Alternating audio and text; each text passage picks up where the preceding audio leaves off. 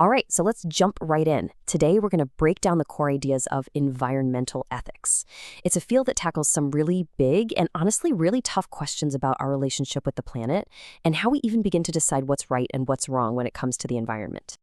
Here's what we've got on tap for this explainer. We'll start with the basics, then look at two very different ways of seeing the world. We'll see how those ideas clash in a real-life story, explore a super famous theory, and then we'll wrap it all up with the key points you're going to want to remember. Okay, let's dive into our first section. So first things first, what in the world is environmental ethics? Think about this for a second. Is this wrong?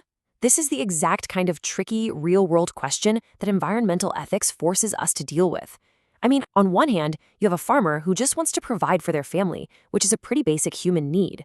But on the other hand, doing that contributes to a massive environmental problem. There's no simple yes or no answer here, and honestly, that's the whole point. And that's where environmental ethics comes into play. You see, it's not about giving us one easy answer. Instead, it's more like a set of tools or a framework to help us think through these messy situations. It's all about figuring out the moral principles that should guide our actions whenever the environment is part of the equation. Okay, so that brings us to two major, and I mean really competing worldviews. These are two completely different ways of looking at our place on this planet, and they've shaped pretty much everything we do. For a very, very long time, this was kind of the default setting for humanity. The logic was pretty simple.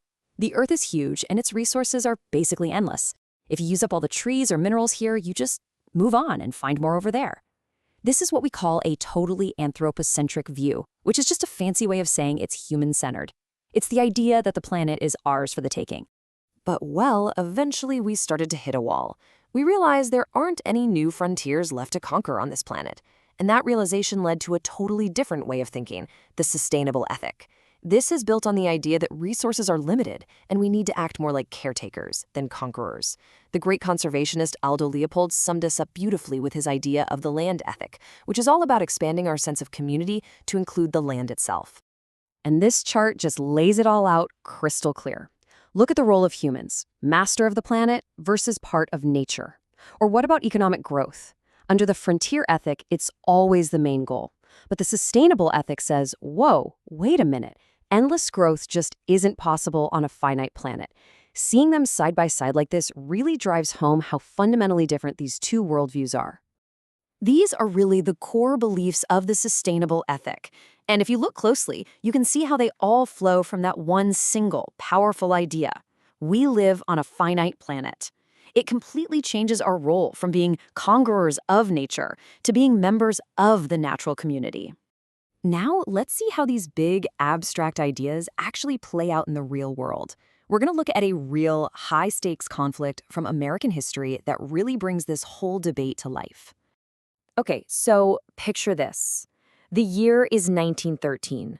The city of San Francisco is growing fast, and it desperately needs a reliable water supply, especially after the huge fires back in 1906. So, they set their sights on this absolutely gorgeous valley, Hetch Hetchy, which was inside a national park. And right away, this beautiful place became a battleground for two competing visions of what it even means to protect the environment. On one side, you had this guy, Gifford Pinchot. He was the chief forester, a pretty big deal. And his argument is what we call utilitarian conservation. It's a very human-centered or anthropocentric viewpoint. For him, the question was all about use. And to him, a reservoir that served a major city was a much better use for the land than an untouched valley enjoyed by only a few people.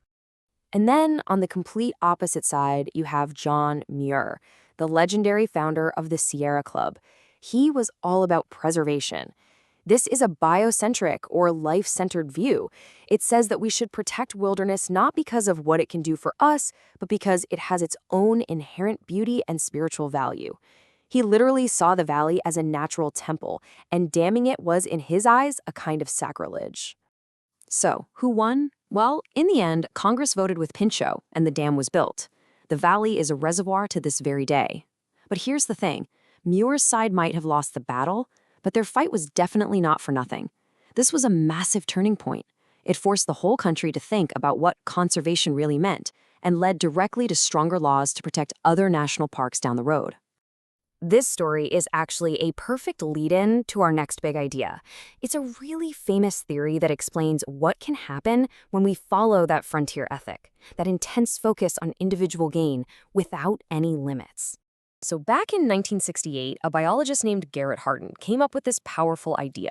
He explained it using a really simple story about a shared pasture, a commons that's open to all the local herdsmen. And for a long time, everything's totally fine. But Hardin said that as soon as the population starts to grow, a very predictable and very destructive pattern kicks in. And this is the absolute key to the whole thing.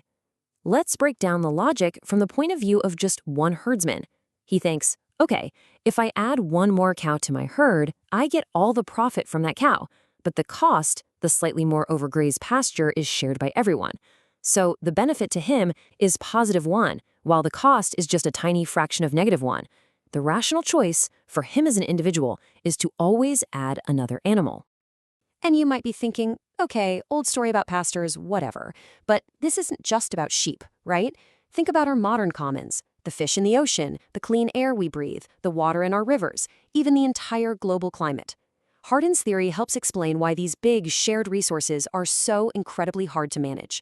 Everyone just acting in their own short-term interest can lead to a long-term disaster for all of us.